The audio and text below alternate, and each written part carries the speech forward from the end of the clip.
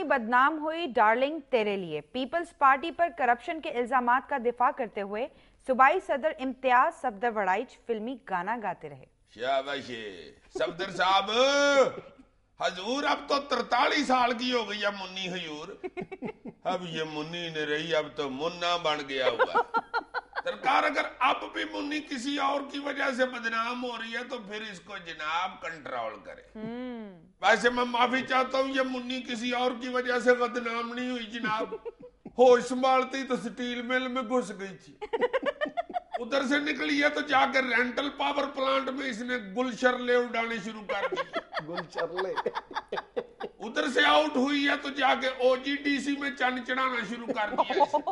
वहां से निकली है तो नेशनल इंश्योरेंस कॉर्पोरेशन में रंगे हाथों पकड़ी गई। अब भी अगर आप ये कहें कि मुन्नी बदनाम हुई डार्लिंग तेरे लिए, ये डार्लिंग के साथ ज्यादती है। पाकिस्तानी सदर का श्रीलंकन हम मनसब को भैंस का तोहफा, जिस पर उन्होंने सदर जरदारी का तहे दिल से शुक्रिया अदा किया। बहुत अच्छे, भैंस दे दिया गिफ्ट में श्रीलंका के सदर को जी। उसने नहर पार करनी थी यार, उसको देखो भैंस दे दी। भैंस सिर्फ नहर पार करने के लिए इस्तेमाल होती यार तोहफा तो देखो तुम भैंस, इसकी गिफ्ट पैकिंग कैसे हुई होगी। इतना बड़ा डब्बा मंगा के बाद में रहमान मलिक साहब ने और बाबर रहमान साहब ने तोहफा डब्बे में घुसाया होगा। चलो टक्कर रखो तो बंद कर दिया रस्सी बंद कोट के। चलो क्रेन पे रख के दो श्रीलंका साहब को। सारे रास्ते गिफ्ट पैकिंग में सेवाएं आती होंगी।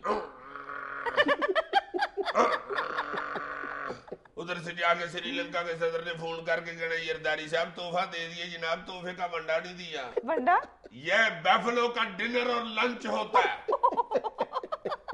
तुम देख लेना 2-3 महीने के बाद उसने भैंस वापस कर देनी है, वो श्रीलंका का जो चीको पोका है। इसी तरह के नाम होते हैं यार। उसने कहना भाई जी ये को दूध शो तो देती नहीं, बाल्टी लेके इसके पास जाते हैं तो रौला डाल देती है, वंडा खपे खपे खपे। यार अगर वैसे जानवर देने का रिवाज पड़ गया तो सदर तो हमारे यहाँ आते जाती रहती। तो फिर तो काफी भैंसे पालनी पड़ेंगी जरदारी साहब को। हर एक को भैंस ही नहीं देनी। अच्छा हमें वो आसफ अली गुजर ना मशहूर हो जाए। जो सदर भी आएगा उसकी तबीयत के मुताबिक उसे जानवर मिलेगा। अच्छा हाँ, अमेरिका का सदर आएगा उसको बांदर पैक करके देंगे। बरतानिया का सदर आएगा उसे खोता पैकिंग मिलेगी। मनमोहन साहब आए उनको पटारी में सप रख के दे देना। और अगर आ गया इजराइल का सदर उसे भेड़िया पैक करके देना, ताकि जाते ही वो गिफ्ट की पैकिंग खोले, बाद में गिफ्ट उसकी पैकिंग खोल दे। वजारत ममलिकत बराए सनत और पैदावार आयत दुरानी का कहना है कि चीनी वाफिर मौजूद है, आज भी 40 रुपए किलो देने के लिए तैयार हैं। कौन कहा? आयत दुरानी साहब। किस मुल्क का ये पाई है? पाकिस्तान के हैं? जी। बहुत अच्छे आयत दुरानी साहब, अल्लाह आपकी खैर करे। ये क्या बयान दे दिया आपने मैया? हाथ हो गई है। वैसे चीनी है, दे सकते हैं, दे नहीं रहे। नौकरियां आपके पास लाखों हैं, लोग बेरोजगार फिर रहे। जर्रे मुबादला अरबों डॉलर पहुंच गया हुआ है, लोग वतन काट के पीछे 20,000 के पीछे धक्के खा रहे हैं। और सरकार क्यों नहीं चीनी देते? अगर है तो बाजार में जाके तो देखे, जिसने किलो चीनी का शापर उठाया होता है उसके पीछे जनाब डाकू लग जाते हैं। कब देंगे चीनी जनाब? जब लोग गन्ने पकड़ के जुलूस निकालेंगे या आगे गवर्नमेंट के पैर ही पड़ जाएंगे। जब हम चीनी का टेस्ट भूल जाएंगे उस वक्त हमें चीनी मिलेगी। माए बच्चों को बताया करेगी, once upon a time there was a चीनी। लाड़काना में इफ्तिताह के 3 माह बाद रेंटल बिजली घर खराब। लाड़काना भुट्टो का शहर जिसने एटम बम बनवाना शुरू किया था, उधर 3 महीने का मासूम रेंटल पावर प्लांट खराब हो गया। हाय हाय हाय, अभी तो उसने दूध के यूनिट भी नहीं निकाले होंगे। मासद के जाए, मेरा ख्याल है हफायती टीका नहीं लगाया।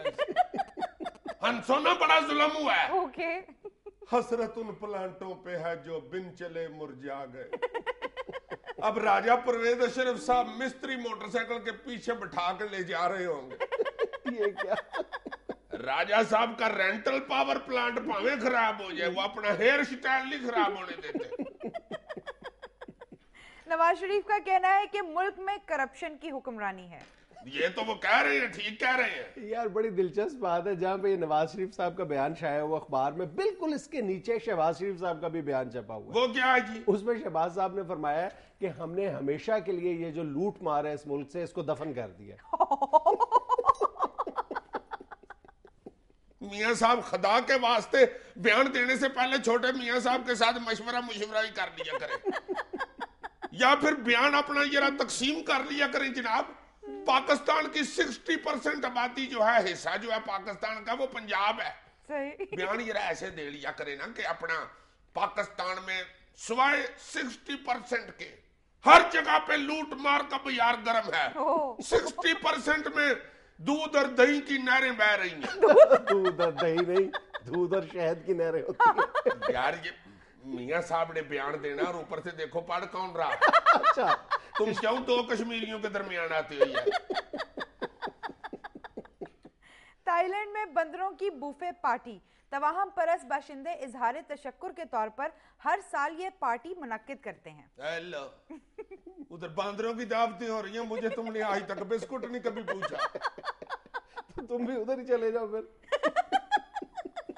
ये कौन से मुल्क में हो रही है? थाईलैंड बताया तो है। थाईलैंड यार क्या मत मारी हुई है इन लोगों की यार। बांदरों की कैसे दावत करते होंगे? वहां पे तवाहम परस्त लोग हैं ना, इसलिए वो दावतें करते हैं। मगर दावत तो सोचो ना, ये क्या दावत होती होगी? डाइनिंग टेबल पे सारे बांदर बैठे हुए हैं, मेजबान बैठा हुआ है। ले ना जनाब, ले, हम लोग शैक्षणिक ले। आप नहीं खा रहे जी? ये भुने हुए चनों का कोरमा है। ओहो, आप कहाँ चढ़ गई है खंबे पे? नीचे आके रोटी तो खाए। बांदरी आंटी, आज ते दावत खाओ, आज भी जुआ ही खान दे। इंडिया में लेनी एक कमर्शियल ब्रेक, हमारे साथ रहिएगा।